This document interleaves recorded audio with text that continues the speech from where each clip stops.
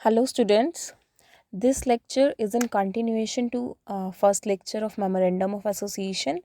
First lecture में हमने देखा था कि Memorandum of Association क्या होता है, ऑब्जेक्टिव्स क्या होते हैं, फॉर्म्स क्या हैं इसकी.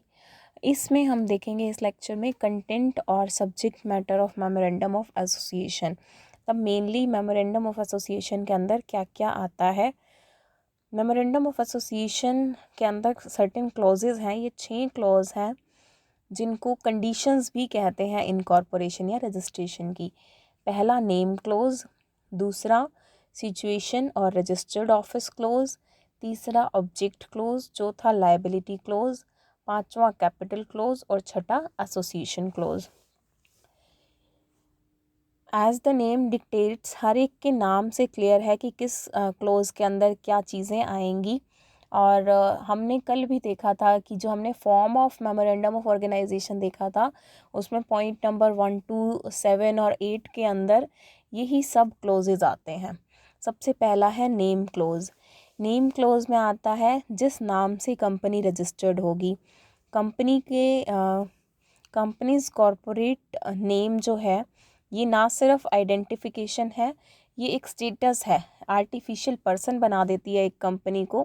कंपनी का नाम रखने पे कोई रिस्ट्रिक्शन नहीं है, लेकिन कुछ एक एक्सेप्शंस हैं, कुछ एक फॉर्मेलिटीज़ हैं जिन्हें ध्यान में रखना पड़ता है. First is must not be undesirable in the opinion of central government. Central government की राय में ऐसा नाम जो है ये अनडिज़ायरेबल नहीं होना चाहिए. अनडिज़ायरेबल का क्या मतलब है? Any name which is inappropriate. और एक्ट ने नहीं बताया कि अनडिज़ायरेबल क्या होता है. देखो, कॉरपोरेट एक्ट जो आ गया आपका, कंपनीज एक्ट 2013 जो है, या अर्लियर एक्ट्स, इन्होंने अनडिज़ायरेबल का मतलब नहीं बताया. तो गवर्नमेंट के पास में पूरी अथॉरिटी है अनडिज़ायरेबल खुद से समझने की. इसके सिर्फ हम एग्जांपल दे सकते हैं. अनडिज़ायरेबल मतलब पहला एग्जांपल ये दे दिया, any name which is similar to the name of an existing company. कोई पहले से कंपनी है उसके जैसा सिमिलर नेम नहीं रख सकते हैं, वो होगा इनअप्रोप्रिएट. और इसको अनडिज़ायरेबल या इनअप्रोप्रिएट क्यों कहते हैं? क्योंकि सेम नाम से एक और कंपनी आएगी तो वो पुरानी कंपनी का एडवांटेज लेने की बात है, उसकी रेपुटेशन का फ़ायदा उठाने की बात है. दूसरा, ये कस्टमर्स को कंफ्यूज करेगा. एक केस है ये, नॉर्थ कैशियर और Manchester brewery company versus Manchester brewery company.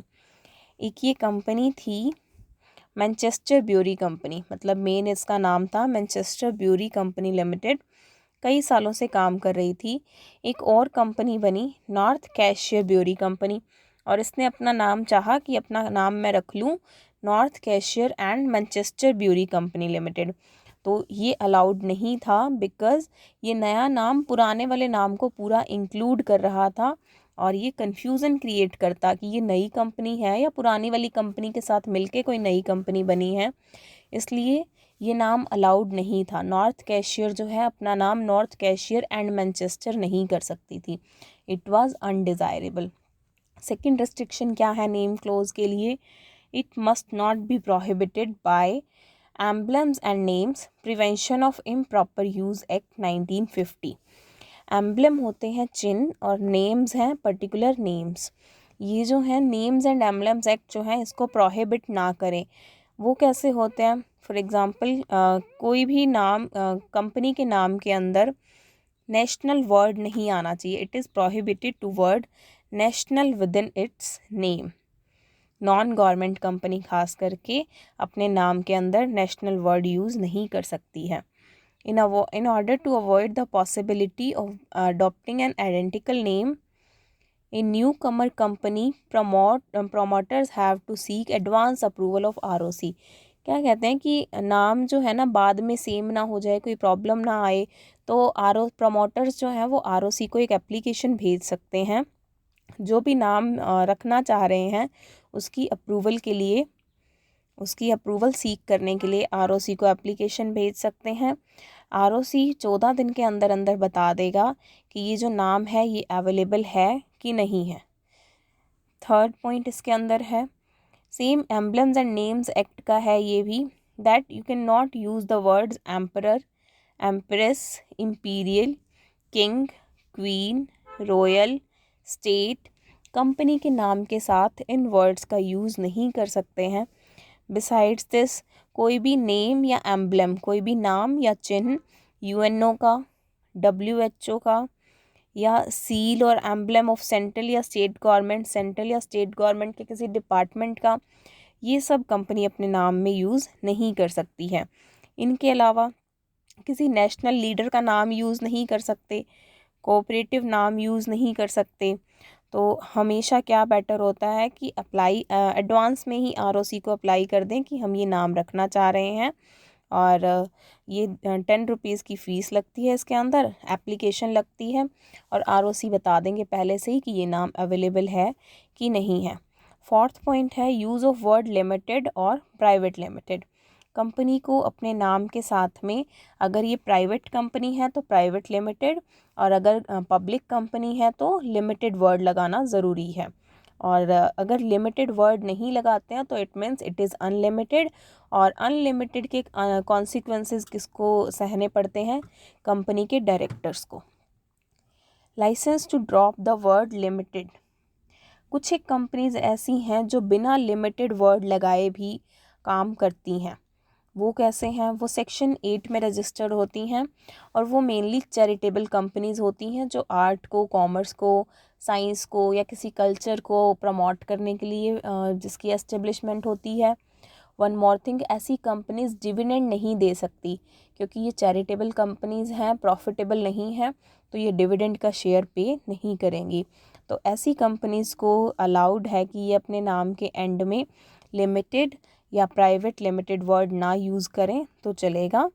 इसके एग्जांपल्स हैं एक फ़ोरन, FICCI और CCI, ये इंडस्ट्रीज से रिलेटेड काम करते हैं इंडिया के अंदर, ये दो कंपनीज। मैं दिखाती हूँ एक सेकेंड आपको। So here are these examples of section 8 companies are Infosys foundation, Reliance foundation, Tata foundation, Reliance research institute. These are some of the examples of Section 8 companies registered under Companies Act 2013। आप इसके अलावा और भी देख सकते हैं गूगल पे कि कौन सी कंपनीज सेक्शन 8 के अकॉर्डिंग एस्टेब्लिश हुई हैं। इनको कुछ और भी एग्जाम्पशंस मिलती हैं। एक तो इन्हें ये वर्ड लिमिटेड, प्राइवेट लिमिटेड लगाने की ज़रूरत नहीं है इन नेम क्लोज। नेक्स्ट है presentation and publication of the name close of company. इसमें है कि कंपनी का जब रजिस्ट्रेशन हो जाएगा उसके बाद कंपनी को अपने रजिस्टर्ड ऑफिस के बाहर एक साइन बोर्ड लगाना है। अपने हर ऑफिस या हर बिजनेस, हर एक ऑपरेटिंग प्लेस के ऊपर एक साइन बोर्ड लगाना है जिसके ऊपर कंपनी का नाम लिखा होगा इंग्लिश लैंग्वेज में और रीजनल लैंग्वेज में। इसके अलावा कंपनी की कॉमन सील के ऊपर कंपनी का नाम एनग्रेव्ड होना चाहिए, जैसे सील के ऊपर बनता है ना, दैट इज़ एनग्रेविंग। और सभी business letters, official documents, negotiable instruments, सभी के ऊपर कंपनी का नाम होगा।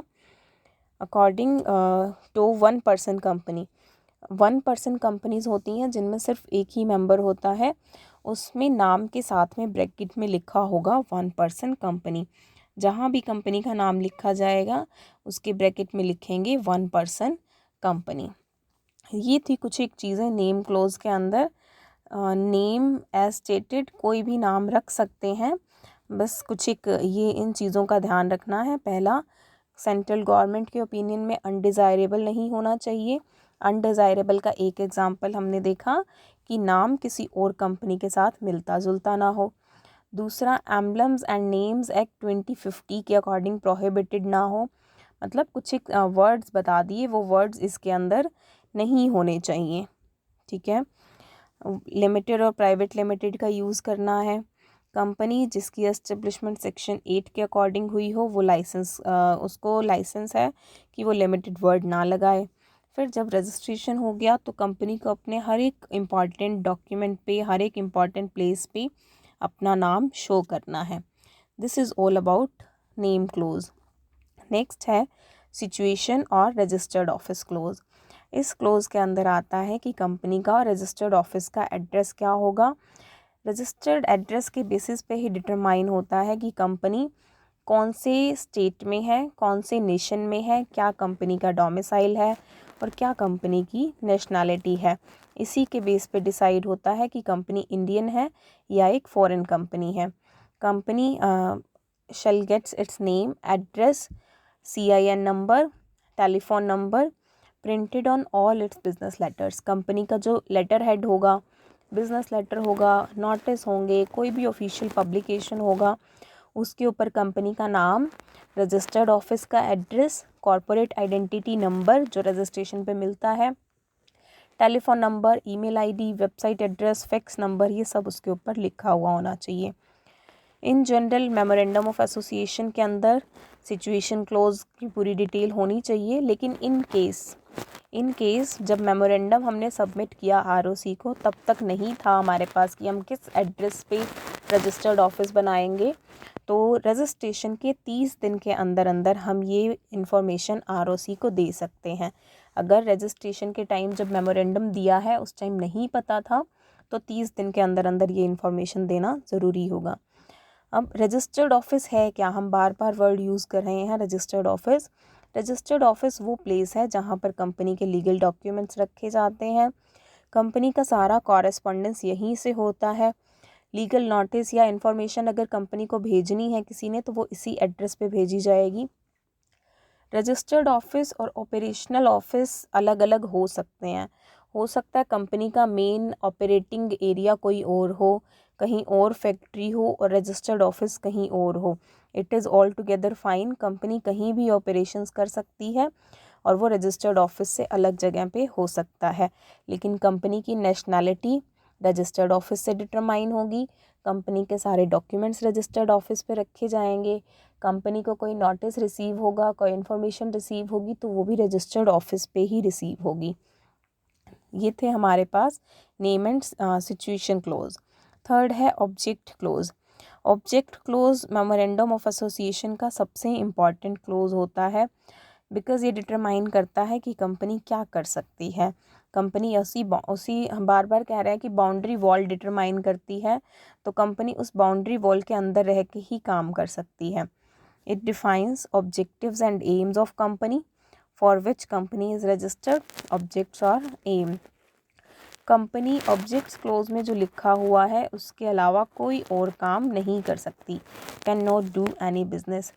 ये क्लोज जो है मेंबर्स ऑफ कंपनी के मेंबर्स के इंटरेस्ट सेव करने के लिए है, उनके हितों का ध्यान रखने के लिए है, और उस सारी पब्लिक का भी इंटरेस्ट में है, उस सारी पब्लिक के फेवर में है जो कंपनी के साथ डील करना चाहते हैं।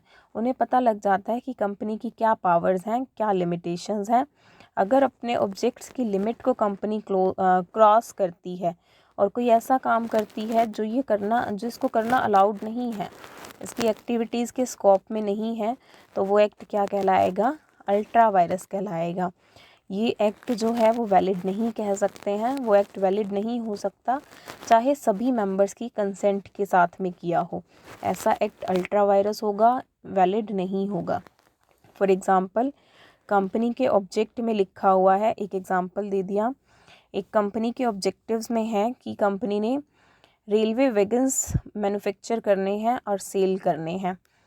जो फॉरेन में कंपनी रेलवेज़ जहाँ पर प्राइवेटाइज्ड है, वहाँ पर कंपनीज़ रेलवे वैगन्स होते हैं, रेलवे कार्ट मतलब रेलगाड़ी के डब्बे, वो कंपनी का काम है रेलगाड़ी के डिब्बे बनाना और बेचना।